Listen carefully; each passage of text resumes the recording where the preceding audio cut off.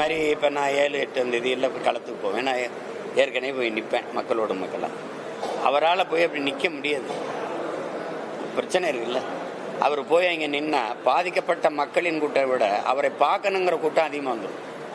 அப்புறம் அந்த பிரச்சனையை வேற சமாளிக்கணும். நீங்கள் அங்கே போய் கூட்டம் கூடி அதனால வந்ததுன்னா பாருங்க, அவரை பார்க்க இவ்வளோ பேர் கூட்டிட்டாங்க, அந்த பாதிக்கப்பட்ட மக்களுக்கு உரிய அளவில் செய்ய முடியல இதெல்லாம் அப்படின்னா அதுக்கு ஒரு விமர்சனத்தை வைப்பீங்க. அதனால அவர் சரி உதவணுங்கிற எண்ணம் இருக்கு, அதுக்கு நீங்கள் பாராட்டணும். சரி அதை கூட மற்றவங்க செய்யல. சரி அவராது வர வச்சு கொடுக்குறாரு. உதயநிதியோட பிறந்தநாள் கொண்டாடிட்டு இருக்கிறத எப்படி பார்க்குறீங்க? உதய விழா அதை எப்படி பார்க்குறீங்க நீங்கள் சொல்லுங்க. அதில் போய் மாண்புமிக்க அமைச்சர் பெருமக்கள்லாம் கலந்து கொண்டு பாராட்டி பேசுறதெல்லாம் எப்படி பார்க்குறீங்க? அவங்க தாத்தா நாங்கள் செத்து ஈழத்தில் விழும்போது ஒரு